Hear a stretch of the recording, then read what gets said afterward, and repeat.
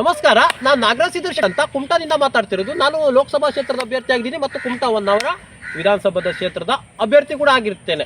ನಾನು ಹೇಳುವಂಥ ವಿಷಯ ಏನಂದರೆ, ಶ್ರೀಕೃಷ್ಣನ ಬಗ್ಗೆ ಸ್ವಲ್ಪ ಸಂಕ್ಷಿಪ್ತವಾದ ವಿವರಣೆಯನ್ನು ನಾನು ಕೊಡ್ತಾ ಇದ್ದೀನಿ.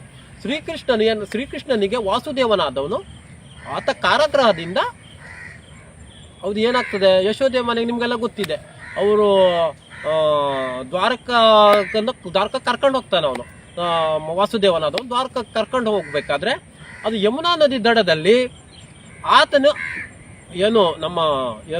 ಬಿದಿರಿನ ಬುಟ್ಟಿಯನ್ನು ತಗೊಳ್ತಾನೆ. ಆತನಿಗೆ ಕುಳ್ಳಿಸೋದ ಬಿದಿರಿನ ಬುಟ್ಟಿಯಲ್ಲಿ ನೀರು ಬರುವಂತಹ ಸಾಧ್ಯತೆಗಳು ಇರ್ತವೆ. ಯಾಕಂದ್ರೆ ನೀರು ಒಳಗೆ ನೀರು ಬರ್ತದೆ. ಆ ಸಮಯದಲ್ಲಿ ಯಾಕಂದ್ರೆ ಕಮಲದ ಹೂವಿನ ಒಂದು ಎಲೆ ಇರ್ತದಲ್ವಾ, ಆ ಎಲೆ ಒಳಗೆ ಹಾಕ್ತಾನೆ ಅವನು. ಆತ ಎಲೆ ಒಳಗೆ ನೀರು ಬರಬಾರ್ದು ಅನ್ನೋ ಉದ್ದೇಶಕ್ಕೋಸ್ಕರ. ಆವಾಗ ಮತ್ತು ಅಲ್ಲಿ ಪಕ್ಕದಲ್ಲಿರುವಂಥ ಬೆಳಿಪತ್ರೆಯನ್ನು ಆತನ ಕೈಯಲ್ಲಿ ಆಡೋದಕ್ಕೆ ಕೊಡ್ತಾನೆ.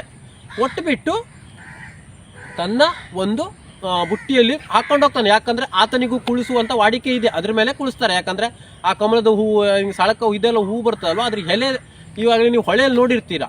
ಆ ಎಲೆಯ ಒಂದು ಬುಟ್ಟಿಯಲ್ಲಿ ಹಾಕಿಬಿಟ್ಟು ನೀರು ಒಳಗೆ ಬರ್ದಿದ್ದಾಗ ಪ್ರೊಟೆಕ್ಟ್ ಮಾಡ್ತಾನೆ ಅವನು. ಪ್ರೊಟೆಕ್ಟ್ ಮಾಡಿಬಿಟ್ಟು ಆತನಿಗೆ ಅದರ ಒಳಗೆ ಮೇಲೆ ಅದರ ಬುಟ್ಟಿಯ ಒಳಗೆ ಕುಳಿಸ್ಕೊಂಡು ಹೋಗ್ತಾನೆ. ಹೋದವಾಗ ಅದು ಆದಿಶೇಷನು ಕೂಡ ಪ್ರೊಟೆಕ್ಟ್ ಮಾಡ್ತಾನೆ. ಅದೆಲ್ಲ ತಮ್ಗೆ ಗೊತ್ತಿದೆ. ಆದಿಶೇಷನು ಕೂಡ ಬಂದು ಪ್ರೊಟೆಕ್ಟ್ ಮಾಡ್ತಾನೆ. ಅವನಿಗೆ ಕಾಯುವಂಥದ್ದು, ಮಳೆಯಿಂದ ಕಾಯುವಂಥದ್ದು. ಆ ಸಮಯದಲ್ಲಿ ಭಾಳ ಮಳೆ ಇರ್ತದೆ. ಯಾಕಂದರೆ ಆತ ಇದಕ್ಕೆ ಹೋಗ್ತಾನೆ. ಅವನು ದ್ವಾರಕಕ್ಕೆ ಹೋಗ್ಬಿಟ್ಟು ಅಲ್ಲಿ ಬಿಡ್ತಾನೆ. ನಿಮ್ಗೆಲ್ಲ ಮೊದಲನೇ ಎಪಿಸೋಡ್ನಲ್ಲಿ ಹೇಳಿದ್ದೀನಿ. ಯಾಕಂದರೆ ಆತ ಆಕಳಿರುವಂತಹ ಒಂದು ಇದರಲ್ಲೇ ಬಿಡ್ತಾನೆ ಅಂದ್ಕೊಂಡು. ನಂತರ ಏನು ಮಾಡ್ತಾನೆ ಅಂದರೆ, ಶ್ರೀಕೃಷ್ಣನು ಯಾಕಂದ್ರೆ ಕಂಸನನ್ನು ಕೊಂದು ಆದ ನಂತರ ಕಂಸ ಆದವನು 16,000 ಹೆಣ್ಣು ಮಕ್ಕಳನ್ನು ಕಾರಾಗೃಹದಲ್ಲಿ ಬಂಧಿಸಿರ್ತಾನೆ. ಬಂಧಿಸಿದಂತಹ ಕಾರಾಗೃಹದಲ್ಲಿ ಬಂಧಿಸ್ತಾನೆ ಅವನು. ಆತ ಕಾರಾಗೃಹದಲ್ಲಿ ಬಂಧಿಸಿದವಾಗ ಆತ ತಂದೆ ತಾಯರನ್ನು ಬಿಡುಗಡೆ ಮಾಡುವ ಸಮಯದಲ್ಲಿ ಇವರಿಗೂ ಕೂಡ ಬಿಡುಗಡೆ ಮಾಡ್ತಾನೆ. ಆತ ಬಿಡುಗಡೆ ಮಾಡಿದವಾಗ ಆಗ ಅವ್ರು ಏನು ಮಾಡ್ತಾರೆ ಅಂದರೆ, ನಮಗೆ ಕಂಸನು ಈ ಥರ ಮೋಸ ಮಾಡಿದ್ದಾನೆ. ಮೋಸ ಮಾಡಿದಾಗ ನಮಗೆ ಯಾರು ಜೀವನ ಕೊಡೋದಿಲ್ಲ. ಯಾಕಂದರೆ ಮುಂದೆ ಬರೋದಿಲ್ಲ. ನನಗೆ ನೀನೇ ಜೀವನ ಕೊಡಬೇಕು ಅಂದ್ಕೊಂಡು ಅವ್ರು ಬೇಡ್ಕೊಳ್ತಾರೆ. ಅವರನ್ನು ಬೇಡಿಕೊಂಡಾಗ ಅವರು ಈತನನ್ನ ಕೇಳ್ತಾರೆ.